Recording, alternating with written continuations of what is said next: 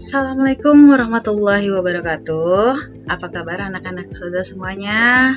Ustazah harap antum semua selalu dalam lindungan Allah Subhanahu wa Ta'ala. Amin. Baiklah anak-anak Ustazah, minggu ini kita kembali bertemu dalam mata pelajaran Bahasa Indonesia bersama Ustazah Rima Mai Lestari. Baiklah anak-anak Ustazah, ada baiknya sebelum kita memulai pelajaran kita pada pagi hari ini, kita mengucapkan lafaz basmalah, bismillahirrahmanirrahim. Kemudian kita membaca satu surah, ya. Oke, baiklah anak-anak Ustazah. Untuk mempersingkat waktu, hari ini materi kita adalah tentang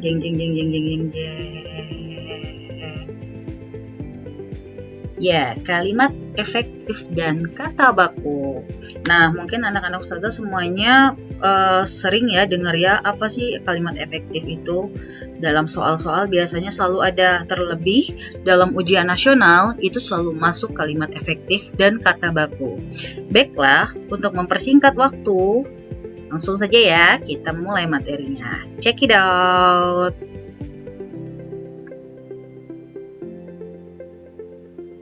Nih, dalam pembelajaran bahasa Indonesia, sering kita membaca kalimat efektif dan kalimat tidak efektif. Namun tidak semua orang yang mengetahui dan mampu membuat kalimat tersebut.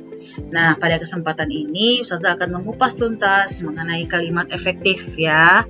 Nah, yang perlu antum ketahui, tujuan pembelajaran kita pada pagi hari ini adalah agar antum dapat membuat kalimat efektif dan dapat menentukan sebuah kalimat efektif dalam sebuah paragraf, ya, serta antum dapat menentukan bentuk-bentuk kata baku.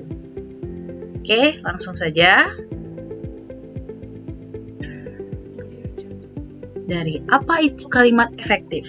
Ada yang tahu? Ya, benar apa yang antum katakan. Kalimatnya pas, tepat, benar. Apalagi?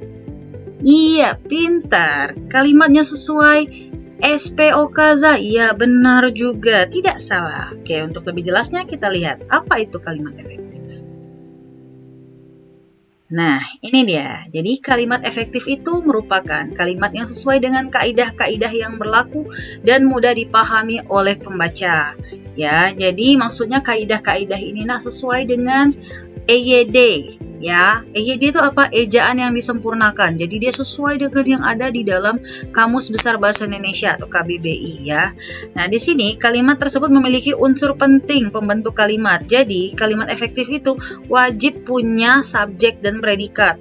Kalau dia cuma punya subjek aja, artinya kalimat itu tidak efektif ya. Kemudian, ejaan yang digunakan sudah mengacu pada ejaan yang disempurnakan atau yang saya bilang tadi EYD ya.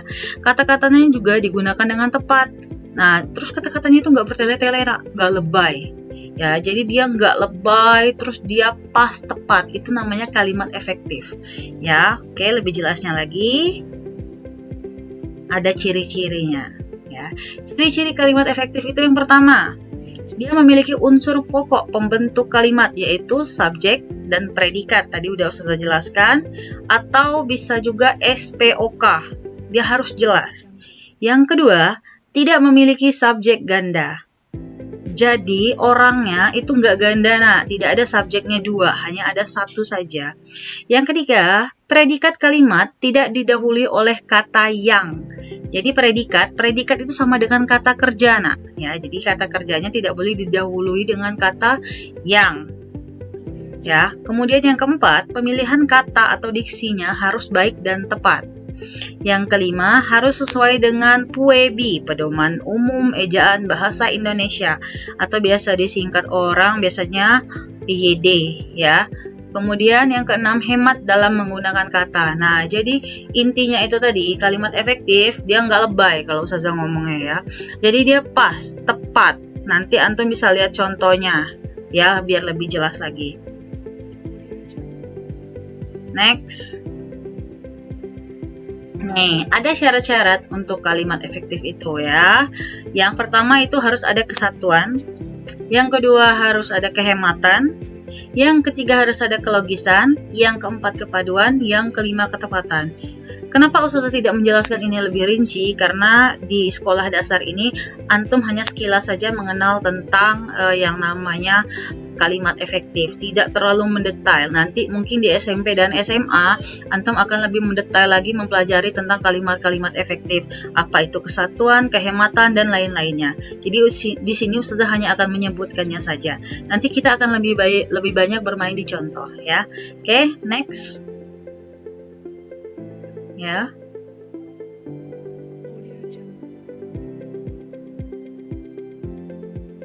Nih, langsung saja Ustazah berikan contoh kalimat efektif dan tidak efektif. Di sini antum bisa melihat nih ya, yang salah ini artinya contoh kalimat yang salah. Coba antum lihat di sini. Para tamu-tamu sudah tiba di tempat acara. Di mana letak salahnya Ustazah? Antum lihat di sini. Tamu-tamu sudah menunjukkan banyak orang.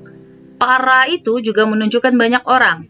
Jadi kalau antum buat para tamu-tamu itu artinya pemborosan kata, itu makanya tidak efektif. Jadi yang benarnya adalah tamu-tamu sudah tiba di tempat acara atau para tamu sudah tiba di tempat acara. Ya, misalnya Ustazah buat lagi contoh, para siswa-siswi. Siswa-siswi itu sudah banyak orangnya ya. Jadi kalau pakai para itu namanya sudah pemborosan kata. Jadi gunakan aja para siswa atau para siswi. Contohnya lagi yang paling mudah. Saya mau naik ke atas. Naik sudah pasti ke atas kan? Nggak ada naik ke bawah. Sama juga kayak misalnya, saya mau turun ke bawah. Turun udah pasti ke bawah, nggak ada turun ke atas. Atau saya mau masuk ke dalam. Masuk udah pasti ke dalam. Nggak ada masuk keluar ya. Itu namanya pemborosan kata atau tidak efektif. Ya. Kemudian ada juga nih contohnya. Waktu dan tempat kami persilakan. Kenapa salah? Yang benarnya adalah Bapak Bupati kami persilakan. Jadi orangnya. Ingat tadi subjeknya. Waktu dan tempat bukanlah subjek. Kalau Bapak Bupati artinya itu subjeknya. Ya. Kemudian yang ketiga. Ibu menggoreng, ikan menggoreng ibu di dapur. Nggak mungkin, ikan ini bukan subjek. Ikan ini adalah objeknya. Ya, jadi nggak mungkin ikan yang di depan, subjeknya di belakang, jadi harus dipindah. Subjeknya di depan, yaitu ibu menggoreng ikan di dapur. Kalau kita cek S-nya yang mana? S itu subjek, ibu, menggoreng itu P, predikatnya, O itu objeknya adalah ikan. Di dapur adalah keterangan tempat. Ya, antum bisa lihat lagi, nanti dipelajari lagi lebih lanjut ya. Oke, next. Nah, itu selesai tadi untuk materi tentang kalimat efektif. Nah, kalimat efektif ini biasanya dibarengi dengan kata baku dan kata tidak baku. Nah, nih. Kata baku adalah kata yang sudah benar dengan aturan maupun ejaan kaidah bahasa Indonesia dan sumber utama dari bahasa baku yakni KBBI, Kamus Besar Bahasa Indonesia. Nah, biasanya kata baku ini jarang digunakan untuk ngobrol sehari-hari nih. Contohnya kayak Ustazah sekarang mengajar, Ustazah tidak menggunakan kata baku. Ustazah menggunakan kata tidak baku. Karena kalau Ustazah menggunakan kata baku, maka akan terlalu canggung berbicaranya. Karena kata baku ini umumnya sering dipakai pada kalimat yang resmi, baik dalam tulisan maupun dalam sebuah pengungkapan kata-kata. Mungkin yang bisa digunakan kata baku ini misalnya pidato-pidato presiden dan lain-lain, ya, pidato-pidato antum. Tapi kalau untuk berbicara sehari-hari seperti ini, gunakan kata tidak baku, ya. Oke. Ciri-ciri kata baku gimana sih, Zah? Nih, ada banyak nih. Kata baku tidak dipengaruhi bahasa daerah. Dia tetap bahasa Indonesia asli ya, jadi nggak ada bahasa daerahnya. Kata baku juga tidak dipengaruhi bahasa asing pada pemakaian imbuhan secara eksplisit. Kemudian, buka adalah bahasa percakapan. Kemudian, gunakan yang sesuai dengan konteks kalimat. Tidak terkontaminasi atau tidak rancu. Kata baku tidak mengandung arti pleonasme. Kemudian dia juga tidak mengandung hiperkorek. Ya, tidak akan susah bahas lebih rinci, langsung saja ke contohnya. Ya, nah, di sini ada kata tidak baku, kebalikannya. Kata tidak baku merupakan kata yang dipakai tidak sesuai dengan pedoman atau kaidah bahasa Indonesia yang sudah ditentukan. Biasanya dia ini digunakan untuk percakapan sehari-hari atau dalam bahasa tutur ya. Nih, contohnya. Antum pasti sering mendengarnya tuh apotek ya, daripada apotek. Sedangkan yang benarnya sesuai bahasa Indonesia itu adalah apotek. Sama kayak antri. Mau kemana? Mau antri dulu. Ya, antri ini adalah yang salah. Yang benarnya adalah antre ya. Jadi banyak sekarang ini nak kata-kata yang kita dengar, yang sering kita dengar, kita bilang itu kata bahasa Indonesia, ternyata salah. Itu adalah bahasa daerah. Contohnya nih, praktek sama praktik. Yang baku yang mana? Praktik. Nah, praktek itu tidak ada. Kenapa praktik, Za? Karena ada asalnya kata praktikum. Apotek juga gitu. Kenapa apotek, Za? Karena ada kata apoteker. Nah, sampai di sini ada yang mau ditanyakan? Ya, pintar ya. Ustazah harap antum semua dapat menyerap apa yang sudah Ustazah berikan ini dengan jelas. Kenapa Ustazah tidak terlalu mendetail menjelaskannya? Karena untuk anak SD ini tadi, sekali lagi Ustazah jelaskan, antum hanya membahasnya hanya secara singkat saja. Dan lebih pengaplikasiannya pada contoh-contoh soal di dalam bank-bank soal nanti ya. Oke, sekian dari Ustazah. Nah, ini ada tugas dari Ustazah. Hanya 5 saja Ustazah sudah sertakan pilihan gandanya. Silakan antum kerjakan di buku tulis antum dan kirimkan di classroom. Dan jangan lupa buat keterangannya. Tidak perlu buat soal, antum hanya menuliskan keterangan jawabannya. Misalnya nomor 1, kalimat efektif di bank ini yang mengandung unsur SPOK adalah, antum jawab misalnya C. Jangan hanya C, pakai keterangannya. C, kakak mengerjakan tugas. Buat seperti itu. Ya, nomor 2 juga kayak gitu, nomor 3 juga kayak gitu. Nomor 4 dan 5 juga seperti itu. Fahim tuh? Oke, fahim. Nah, semoga antum semua selalu dalam lindungan Allah Subhanahu wa taala ya.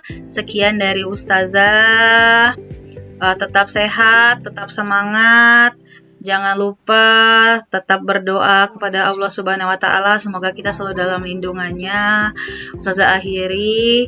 Wassalamualaikum warahmatullahi wabarakatuh. Tetap semangat belajarnya ya, kids. Bye.